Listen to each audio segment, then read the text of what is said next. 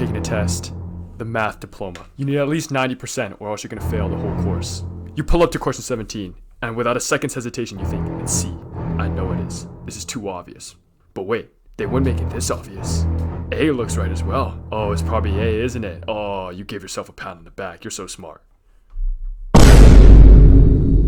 The best way to ensure that you never get anywhere in life is to overthink everything. It's the worst possible form of self-sabotage because it disguises itself as progress. And for most of my life, I've been getting my cheeks handed to me by my own overactive brain. This has been so bad, bro.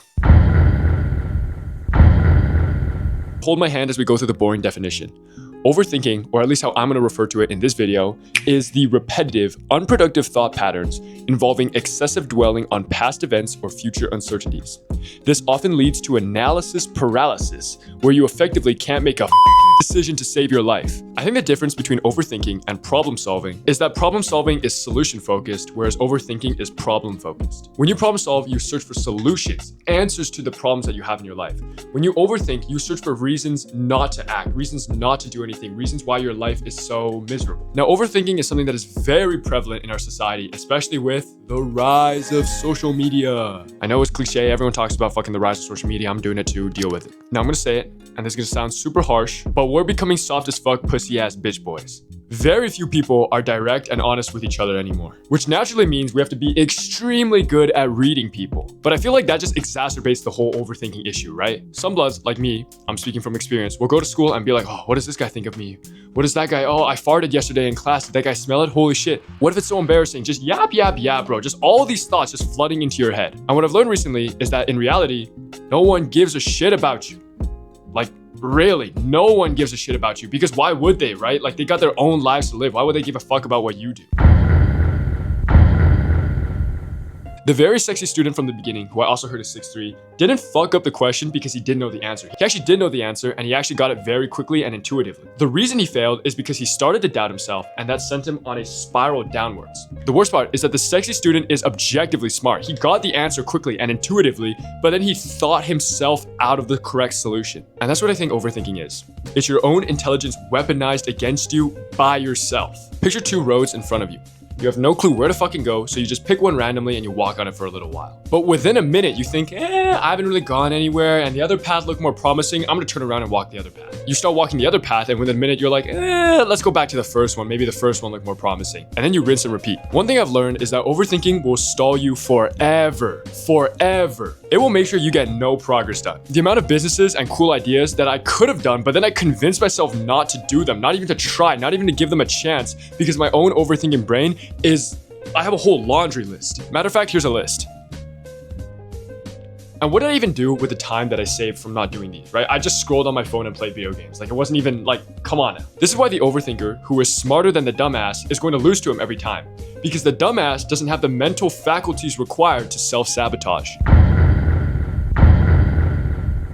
Overthinking, you're overthinking. This is when you're overthinking, but then you realize nothing can be done about your overthinking, and you overthink that thought, and then you begin to overthink the fact that you are an overthinker, and then you begin to just overthink, I'm gay, overthink, and just keep overthinking until you fucking collapse. Now this part fucking sucks, and I can say this because I'm speaking from personal experience. The despair you feel when you overthink your own goddamn overthinking is truly something different. It's like, you know you're not supposed to overthink, and you know it's ruining your life. You know all the bad habits you do are destroying you, and you feel pathetic because of it. But you know you can't fix anything because you're a worthless, useless piece of shit, and it feels like your brain is splitting to a million different pieces, all pulling you apart. Anyways, that's a little peek into the mind of an avid overthinker. And this is why self-improvement can absolutely ruin your life, okay? Trying to improve yourself can actually destroy your life. Because I was so much happier playing my little video games and scrolling without any worry in the world. When I hopped on self-improvement and learned that those things weren't good for me, that's when my overthinking flipped on itself. Which is why I think that the first step in self-improvement should always be a big mindset change and to adopt manageable goals. Because if you have your directionality figured out, right? You have your bow and you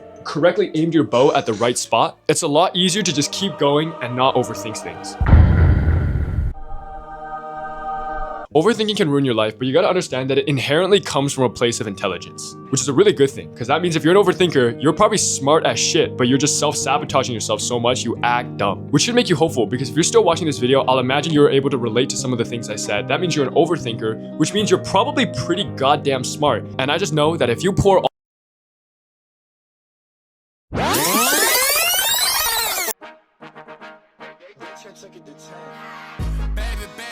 all those sexy brains of yours into something meaningful, something fulfilling to yourself, you can accomplish great, amazing things. And also, I think you should be grateful to be an overthinker, because the only way you're able to overthink is if your mind isn't distracted by more important things like fucking finding food. Anyways, I want to leave you with something actually practical and something that actually helped me. So here we go.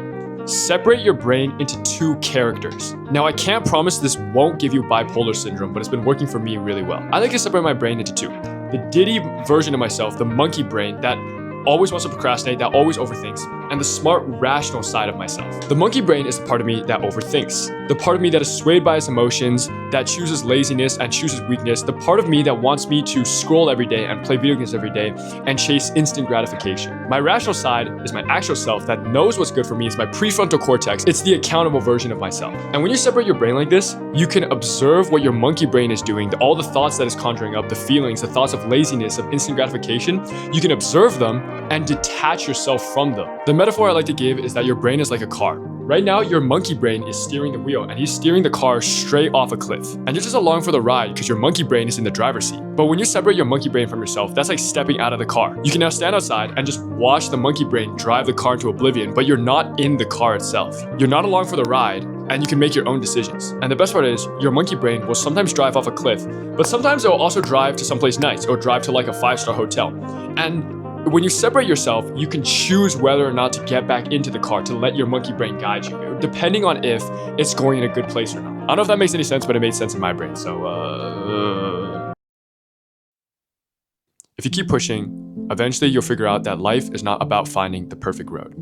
It's about picking one road and sticking with it long enough to see where it goes. If you overthink, you'll spend your entire life trying to avoid failure. And when you're 80 and decrepit and you haven't done anything with your life, you'll realize that the true failure was never moving in the first place.